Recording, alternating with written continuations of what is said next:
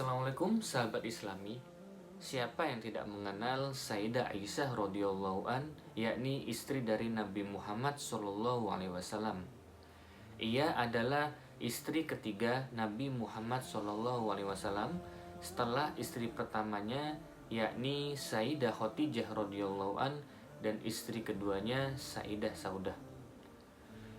Ayah dari Sayyidah Aisyah radhiyallahu an adalah Abu Bakar, yakni khalifah pertama, dan ibunya adalah Ummu Ruman.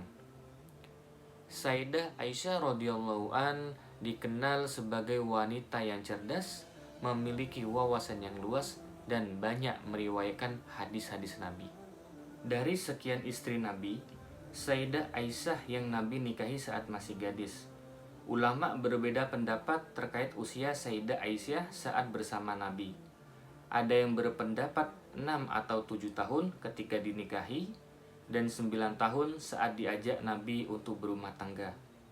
Pendapat lain, menurut riwayat Abdurrahman bin Abu Abi Zanat dan Ibnu Hajar al-Asqalani menyebutkan bahwa usia Sayyidah Aisyah ketika berumah tangga adalah 19 tahun atau 20 tahun.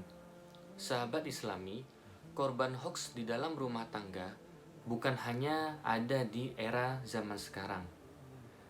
Bahkan di zaman Rasulullah pun sudah ada korban hoaks yang terjadi di dalam rumah tangga. Ini terjadi di dalam rumah tangga Nabi Muhammad SAW bersama istrinya yakni Sayyidah Aisyah radhiyallahu an.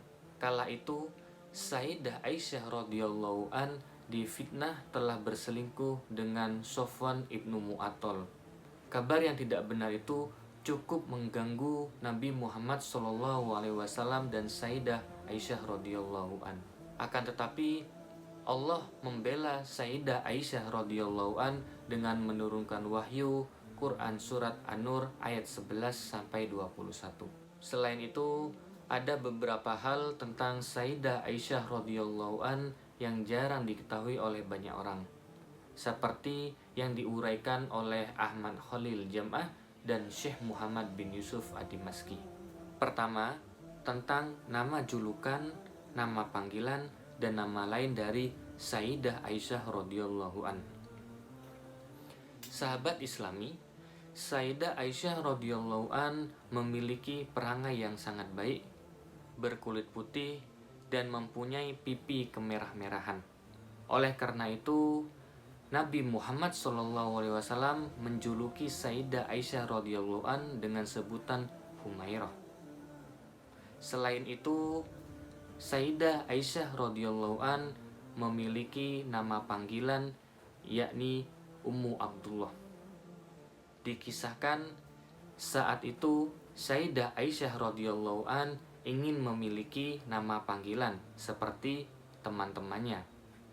Oleh karena itu, Sayyidah Aisyah radhiyallahu an meminta kepada suaminya yakni Nabi Muhammad SAW untuk dibuatkan nama panggilan. Biasanya orang Arab menggunakan nama salah satu anak pertamanya untuk dijadikan nama panggilan, dan Nabi memberikan nama panggilan Sayyidah Aisyah radhiyallahu an dengan sebutan Ummu Abdullah. Jadi pada saat Abdullah bin Zubair lahir, Sayyidah Aisyah membawanya kepada Nabi Muhammad. Lalu beliau memberikan ludahnya di bibir Abdullah. Dan ini pertama kali yang masuk ke dalam perut Abdullah bin Zubair. Atas dasar itu, Nabi Muhammad SAW memberikan nama panggilan kepada Sayyidah Aisyah radhiyallahu an dengan sebutan Ummu Abdullah. Hingga wafatnya, Sayyidah Aisyah dipanggil dengan Ummu Abdullah. Selain itu, Sayyidah Aisyah radhiyallahu an juga memiliki nama lain, yakni Muwafaqah, yang artinya wanita yang diberi petunjuk.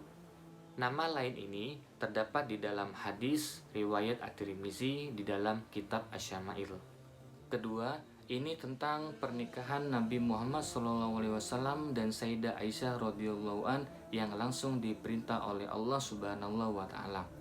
Di dalam riwayat diungkapkan oleh Sayyidah Aisyah radhiyallahu an bahwasanya Sayyidah Aisyah dinikahi oleh Nabi Muhammad SAW karena mimpinya beliau. Jadi, suatu ketika Nabi Muhammad SAW bermimpi didatangi oleh malaikat Jibril. Di dalam mimpi tersebut, malaikat Jibril membawa secari kain sutra yang di dalamnya terdapat gambar istri beliau. Ternyata gambar yang ada di dalam secari kain sutra itu adalah gambar Sayyidah Aisyah radhiyallahu an. Dan Nabi Muhammad SAW mimpi kejadian ini sebanyak 3 kali. Karena mimpi ini dari Allah, tentu saja langsung menjadi kenyataan. Yang ketiga, ini masih ada hubungannya dengan yang nomor 2. Jadi, sebelum Sayyidah Aisyah menikah dengan Nabi Muhammad SAW, Sayyidah Aisyah pernah dijodohkan dengan Jubair. Sahabat Islami, kita tahu bahwa Nabi Muhammad SAW adalah orang yang paling setia dengan istri pertamanya, yakni Sayyidah Khadijah.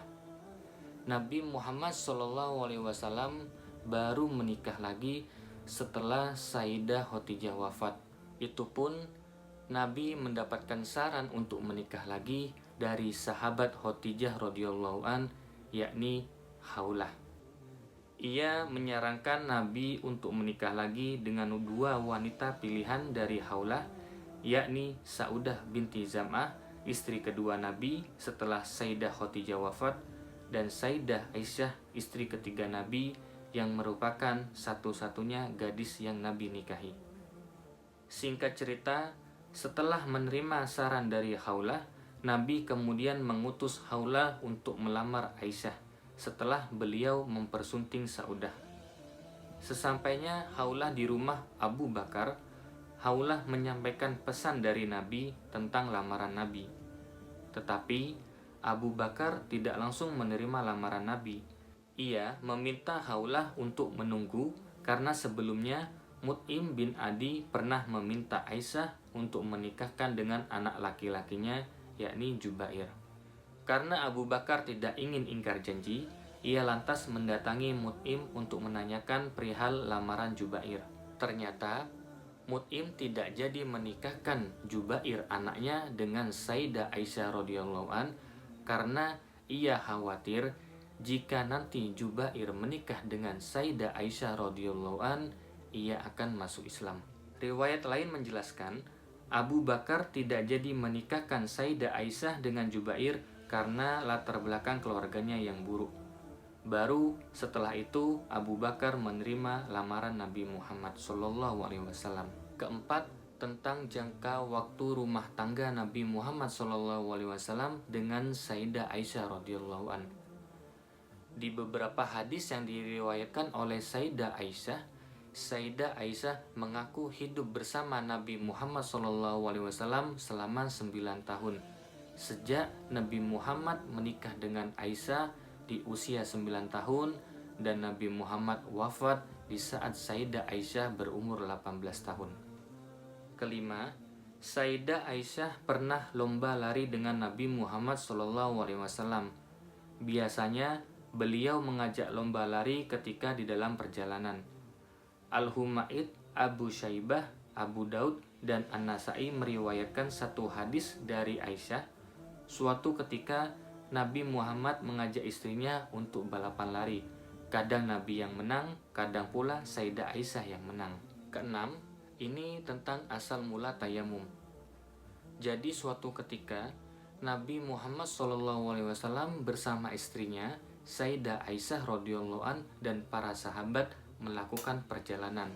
Ketika rombongan Nabi Muhammad SAW tiba di daerah Al-Baida, tidak sengaja kalung Aisyah radhiyallahu an jatuh. Mengetahui hal itu, Nabi Muhammad berhenti untuk mencarinya. Karena saat itu rombongan tidak memiliki bekal air yang cukup dan di tempat itu pun tidak ada mata air. Mereka kesulitan untuk berwudu. Karena kejadian ini, para sahabat melapor kepada Abu Bakar, yakni ayah dari Sayyidah Aisyah. Lalu Abu Bakar menegur Aisyah karena perbuatannya itu. Sedangkan Nabi Muhammad terus mencari kalung itu hingga malam. Namun tidak kunjung ketemu. Dan keesokan harinya, Nabi Muhammad bangun dan di sampingnya tidak ada air sama sekali. Di saat itulah Allah menurunkan wahyu tentang tayamum. Setelah diturunkan wahyu tentang tayamum, barulah Nabi Muhammad dan para sahabatnya bertayamum sesuai dengan wahyu yang diturunkan oleh Allah Subhanahu wa Ta'ala. Setelah itu, kalung tersebut ditemukan tanpa sengaja oleh Aisyah di bawah unta yang ia tunggangi. Sahabat Islami, itulah keberkahan Sayyidah Aisyah sehingga Allah menjadikan jalan keluar darinya, yakni tayamum untuk bersuci manakala tidak ada air. Yang ketujuh, Sayyidah Aisyah meriwayatkan hadis sebanyak 2210 hadis dari Nabi Muhammad SAW. Kita tahu Sayyidah Aisyah radhiyallahu an memiliki wawasan yang luas. Beliau sangat pintar dan memiliki ingatan yang sangat kuat. Oleh karena itu, tidak heran jika Sayyidah Aisyah radhiyallahu an meriwayatkan hadis dari Nabi Muhammad SAW sebanyak 2210 hadis. Bukhari dan Muslim sepakat terhadap 174 hadis dari riwayat Aisyah radhiyallahu an. Bukhari sendiri meriwayatkan 54 hadis dari Aisyah, sementara Muslim 68 hadis.